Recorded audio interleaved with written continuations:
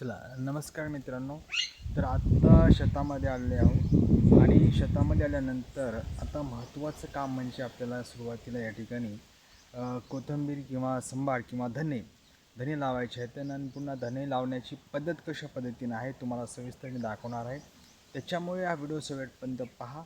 सर्वप्रथम तुम्ही या चॅनलवर आल्याबद्दल तुमचं खूप खूप धन्यवाद, कारण की हा ब्लॉग हा जो आहे नवीन आहे आपला आणि फर्स्ट टाईम हा ब्लॉग मी काढण्याचा प्रयत्न केला आहे.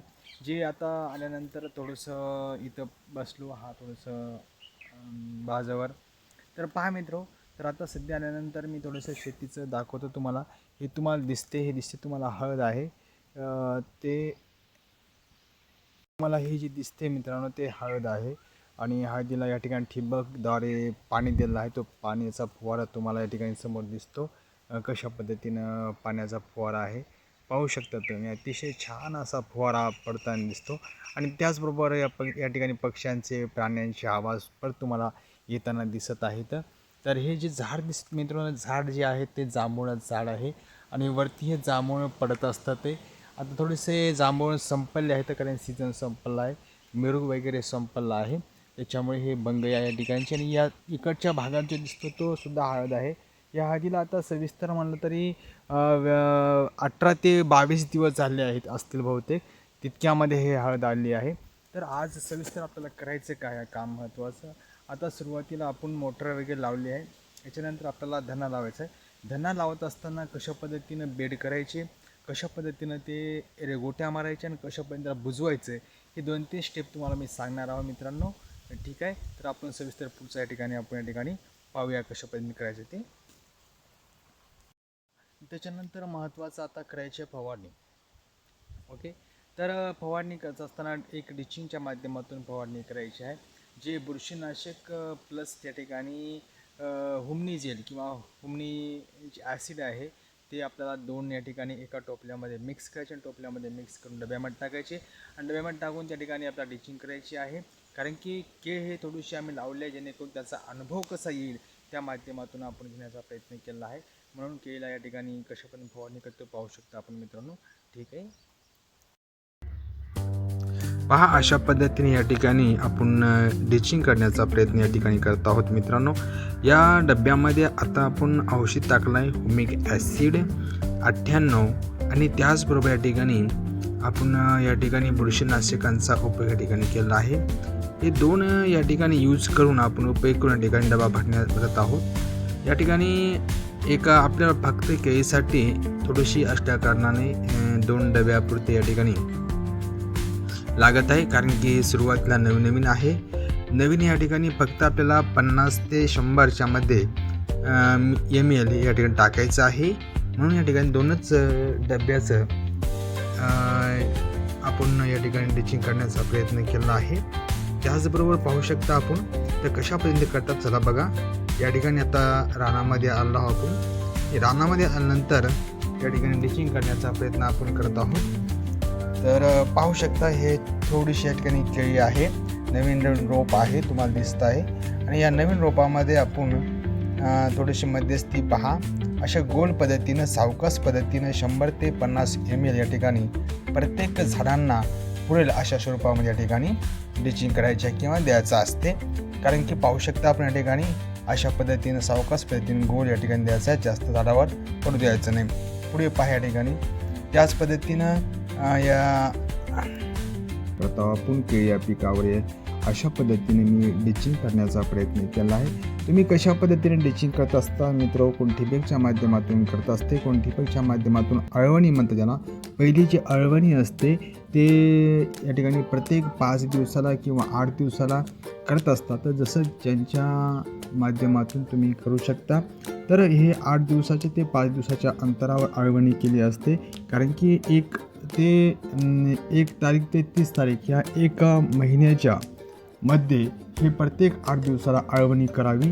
कारण अळवणी करत असताना बुरशीनाशकांची अळवणी जास्त करणं गरजेचं असते. हुमिक ॲसिडचे प्रमाण वापरणे गरजेचं असते, कारण की हुमिक ॲसिडमुळे काय होते की पांढऱ्याच्या मुळे असतात ते या ठिकाणी चांगल्या पद्धतीने प्रभावित होत असतात ते.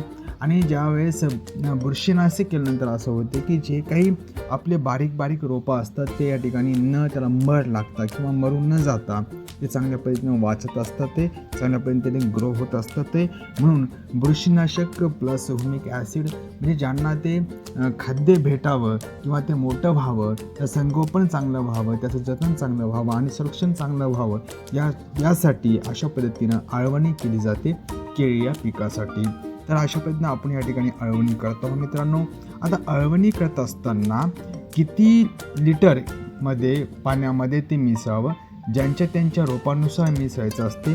तर मला सांगायचं एवढंच आहे की प्रत्येकी 100 ते 150च्या मध्ये ml या ठिकाणी प्रत्येक झाडांना गेलं पाहिजे ते औषधी, इथपर्यंत आपण या ठिकाणी करायचं. तर मी या ठिकाणी लहान असल्या कारणाने शेतामध्ये रोप लहान असल्या कारणाने पहिली जी आळवणी केली आहे ही पहिली आळवणी मी 100 ml ते 50 ml याच्या आतमध्ये या ठिकाणी आळवणी करण्याचा प्रयत्न केलो, कारण की बुरशीनाशकांची या ठिकाणी आळवणी केली. बुरशीनाशक प्लस ह्युमिक ॲसिड अशा संयुक्त या ठिकाणी एकत्र करून केली. तर पुढे पाहू शकता आता आपण पुढे या ठिकाणी धना टाकणार आहोत. धना कशा पद्धतीने टाकता बघा, माझ्या इकडे धना मी अशा पद्धतीनं टाकत असतो. तर पहा अशा बेड करत असतो. तर बेड केल्यानंतर ट्रॅक्टरचे बेड केल्यानंतर त्याच्यावर दोन्ही साईडनं आपण एका सायकलच्या माध्यमातून सऱ्या मारून घ्यायच्या आणि सऱ्या मारून घेतल्यानंतर काय होत असते, त्याचा पाण्याचा निचरा चांगल्या पद्धतीने होत असतो. कारण की वरती जे असते पावसाचं पाणी पडल्यानंतर त्याचा निसरून जाते किंवा जास्त पाणी आलं तरी काय होऊ शकत नाही, कारण जास्त पाणी पडल्यावर ते उघडं पडत नाही किंवा कमी पाणी पडलं तरी ती काही होऊ शकत नाही. म्हणून अशा पद्धतीनं सऱ्या मारून घ्यायच्या आणि सऱ्या मारल्यानंतर त्याच्यावर छोट्या सऱ्या मारायच्या आणि सऱ्या मारल्यानंतर आपण जसं ज्या पद्धतीनं आपल्या हिशोबानं एका जसं आपण पेरत असतो त्या पेरणीच्या माध्यमातून किंवा आपल्या हाताच्या माध्यमातून या ठिकाणी टाकायचं असते. जसं आपल्या जितकं जास्त दाट पण टाकायचं नाही, जास्त पातळ होऊ नये या हिशोबात टाकायचं, आपल्या मध्यम स्वरूपामध्ये टाकायचं असते. आणि दोन्ही सऱ्या टाकल्यानंतर काय होतं मित्रांनो, आता पलीकडली एक सरी टाकली, अलीकडची एक सरी टाकतो आणि मधातली एक सरी असते. पण मधातल्या साईडला काय करायचं, त्याच्यावर सायकलच्या कोळप्याने किंवा जे आहे च्या मध्यभागातून आपण कोळपं न्यायचं. मध्यभागातून ज्यावेळेस सरी मारत असतो तर बाजूच्या जे 2 सऱ्या असतात ते आपोआप बुजल्या जातात. ते ज्यावेळेस बाजूच्या 2 सऱ्या बुजतात मित्रांनो, तर मध्यस्थीची एक सरी असते त्या सरीचं सुद्धा आपण चांगल्या पद्धतीने जुगाड केला आहे मित्रांनो. मग त्या सरीला कसं बुजवायचं, तर आपल्याकडं लाकडी दाताळ आहे. लाकडी दाताळाच्या माध्यमातून त्याच्यावर एक छोटूसं वजन ठेवून आपण त्या ठिकाणी लोड करण्याचा प्रयत्न केला आणि लोड करण्याच्या प्रयत्नाच्या माध्यमातून जे तिन्ही सऱ्या आहेत ते चांगल्या पद्धतीने लोड झाल्या किंवा ते बुजल्या गेले, म्हणजे बी बुजल्या गेलं आणि अशा पद्धतीने आपण लोड केला मित्रांनो. पहा, तर तुम्ही सांगा तुमच्याकडे जुगाड कशा पण तुम्ही लावता, तर धना कशा पद्धतीने पेरता कमेंट बॉक्समध्ये कमेंट करून सांगा.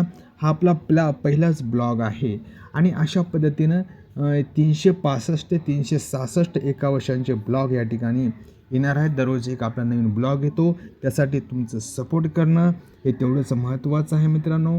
म्हणून चॅनलला नवीन असा सबस्क्राईब करा आणि सांगा कमेंटमध्ये की हे जुगाड कशा पद्धतीनं कसं वाटलं किंवा छान आहे किंवा नाही ते.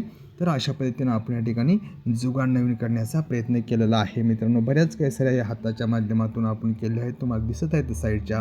1 किंवा 2 तासामध्ये संपूर्ण सऱ्या आपण करण्याचा प्रयत्न केला आहे. जास्त काही मेहनत या ठिकाणी लागत नाही, जास्त नुकसान काही होत नाही आणि अशा पद्धतीने धना आपण टाकू शकतो, कारण की याची गॅरंटी आपल्याला राहते. शिपल्यानंतर धना वायपर किंवा वाया जाऊ शकतो. म्हणून अशा पद्धतीने हे जुगाड करण्याचा प्रयत्न आपण केला आहे. तर हा आपला राजा बघू शकतो